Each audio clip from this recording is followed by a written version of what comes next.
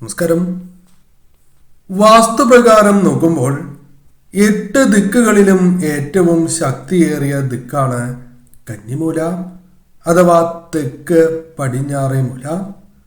ഒരു വീട് പണിയാനുള്ള സ്ഥലം തിരഞ്ഞെടുക്കുമ്പോൾ വളരെ ശ്രദ്ധിക്കേണ്ടതും പ്രാധാന്യം ഏറിയതുമായ ദിക്കാണ് കന്നിമൂല. ഗൃഹം നിർമ്മിക്കുമ്പോൾ ഈശാനകോൺ, അതായത് വടക്ക് കിഴക്ക് മൂല താഴ്ന്നും കന്നിമൂല ഉയർന്നും നിൽക്കുന്ന ഭൂമിയായിരിക്കണം തിരഞ്ഞെടുക്കേണ്ടത്. വളരെ പവിത്രതയുള്ള സ്ഥാനമായാണ് കന്നിമൂലയെ കരുതപ്പെടുന്നതും.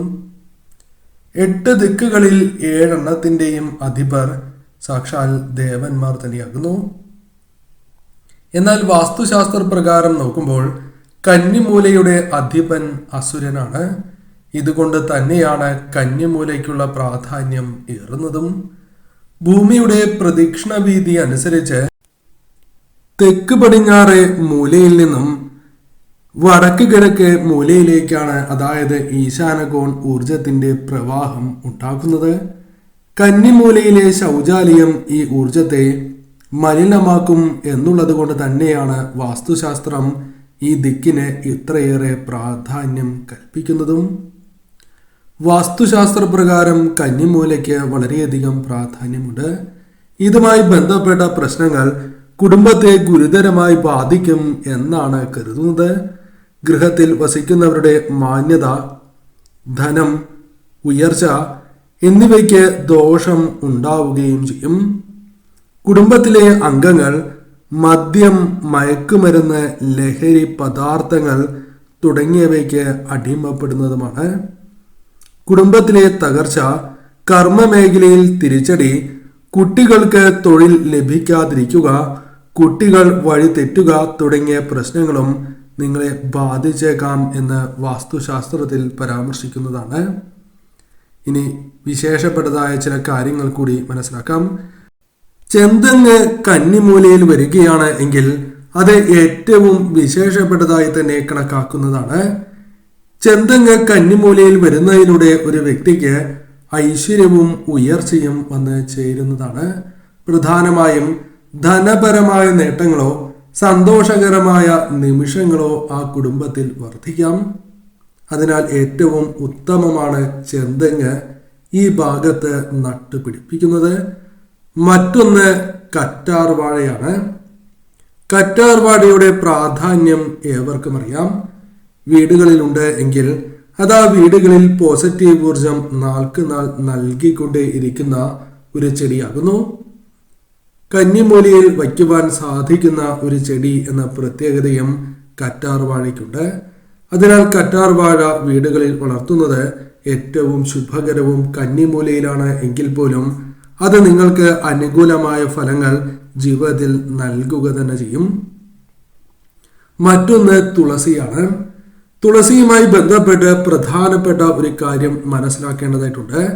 കന്നിമൂലയിൽ മാത്രം തുളസി വളരുകയാണ് എങ്കിൽ അത് ദോഷകരമാണ്, നിസ്സംശയം പറയാം. എന്നാൽ മറ്റു ദിശകളിലുണ്ട് എങ്കിൽ, കിഴക്ക് ദിശയിലുണ്ട് എങ്കിൽ, ഈശാനകോണിലുണ്ട് എങ്കിൽ തീർച്ചയായും തുളസി കന്നിമൂലയിലും വളർത്താം. എന്നാൽ കന്നിമൂലയിൽ മാത്രമായി വളർത്തരുത് എന്ന കാര്യം പ്രത്യേകം ഏവരും ഓർക്കുക. ഇനി ചെയ്യാൻ പാടില്ലാത്തതായ ചില തെറ്റുകളുണ്ട്. കന്നിമൂലയിൽ ഈ തെറ്റുകൾ ചെയ്യുന്നത് ആ കുടുംബത്തിലെ ഐശ്വര്യത്തെയും ഉയർച്ചയെയും ബാധിക്കും എന്നാണ് പറയുക. പല വിധത്തിലും ദോഷകരമായ കാര്യങ്ങൾ ആ വീടുകളിൽ അരങ്ങേറി എന്ന് വരാം. അതിൽ പ്രധാനമായും പരാമർശിക്കുന്നത് ജലം കെട്ടി നിൽക്കരുത് എന്ന കാര്യമാണ്. ജലം കെട്ടി നിൽക്കുന്നത് ശുഭകരമല്ലാത്ത ഫലങ്ങൾ നൽകും. പ്രത്യേകിച്ചും ആ വീടുകളിൽ നെഗറ്റീവായ ഊർജം വർദ്ധിക്കുന്നതിനോ തിരിച്ചടികൾ വന്നു ചേരുന്നതിനോ കാരണമായി തീരാം. സന്തോഷകരമായ നിമിഷങ്ങൾ പതിയെ മാഞ്ഞു പോകുന്നതിന് കാരണമായി തീരാം. അതിനാൽ ജലം കെട്ടി നിൽക്കുവാൻ പാടുള്ളതല്ല. അതിനാൽ അത്തരം കാര്യങ്ങൾ ഒഴിവാക്കുവാൻ പ്രത്യേകം ശ്രദ്ധിക്കണം. മലിനജലം ഈ ഭാഗത്ത് വരുന്നത് അതീവ ദോഷകരമാണ് എന്ന കാര്യവും പ്രത്യേകം ഓർക്കുക. മലിനജലം വരുന്നത് ആ വീടുകളിൽ നെഗറ്റീവ് ഊർജം വർദ്ധിക്കുന്നതിനും ദോഷകരമായ ഫലങ്ങൾ പ്രത്യേകിച്ചും ജീവിതത്തിൽ പലവിധ തിരിച്ചടികൾ വന്നു ചേരുന്നതിനും ഭാഗ്യം നഷ്ടമാകുന്നതിനും കാരണമായി തീരാം.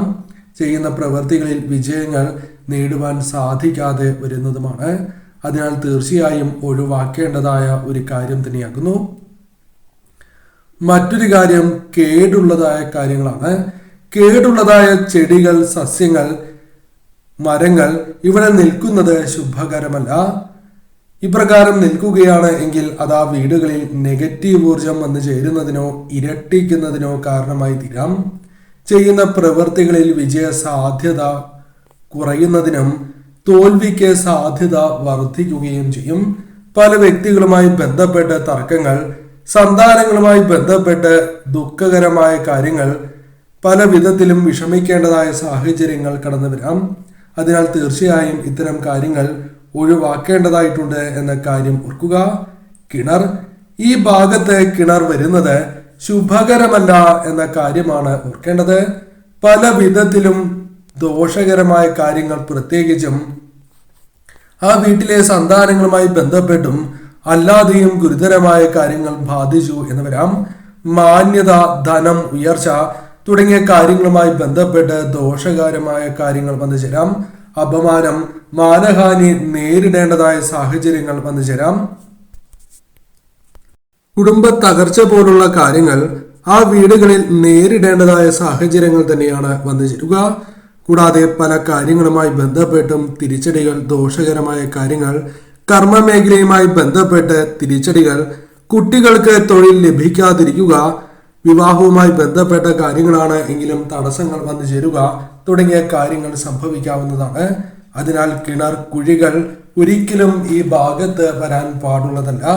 കുഴികൾ എടുക്കാൻ പാടില്ല എന്ന കാര്യവും പ്രത്യേകം നിങ്ങൾ ഓർക്കേണ്ടതായിട്ടുണ്ട്. അതിനാൽ ഈ ഭാഗം തീർച്ചയായും നിങ്ങൾ ഇത്തരം കാര്യങ്ങൾക്ക് ഒഴിവാക്കേണ്ടതായിട്ടുണ്ട്. കന്നിമൂല ഒരിക്കലും താഴ്ന്നു വരാൻ പാടില്ല എന്നാണ് പറയുക. വീടിന്റെ കന്നിമൂല താഴ്ന്നിരിക്കുന്നത് ശുഭകരമല്ല, ദോഷകരമായ ഫലങ്ങൾ ജീവിതത്തിലേക്ക് കടന്നു വരുന്നതിന് കാരണമായി തീരും. അതിനാൽ തീർച്ചയായും ഇത്തരം കാര്യങ്ങൾ ഒഴിവാക്കേണ്ടത് അനിവാര്യം തന്നെയാകുന്നു. ഈ കാര്യങ്ങൾ പ്രധാനമായും നിങ്ങൾ ശ്രദ്ധിക്കുക. കന്നിമൂലയുമായി ബന്ധപ്പെട്ട് ഈ കാര്യങ്ങൾ ശ്രദ്ധിച്ച് മുന്നോട്ട് പോകുന്നതിലൂടെ ഇപ്പോൾ നിങ്ങൾ അനുഭവിക്കുന്നതായ പല വിധത്തിലുള്ള പ്രശ്നങ്ങൾക്കും പരിഹാരങ്ങൾ കണ്ടെത്തുവാൻ സാധിച്ചു എന്ന് വരുന്നതാണ്. തീർച്ചയായും ഞാൻ ഈ പരാമർശിച്ച സസ്യങ്ങളിൽ ഏതെങ്കിലും ഒരു സസ്യമെങ്കിലും കന്നിമൂലയിൽ നട്ടു വളർത്തുന്നത് ശുഭകരം തന്നെയാകുന്നു. ഇപ്രകാരം ചെയ്യുന്നതിലൂടെ ആ വീടുകളിൽ പോസിറ്റീവായ ഊർജം സന്താനങ്ങളുമായി ബന്ധപ്പെട്ടാണ് എങ്കിൽ പോലും അനുകൂലമായ സാഹചര്യങ്ങൾ സൃഷ്ടിക്കുവാനുള്ള അവസരങ്ങൾ വന്നു ചേരും.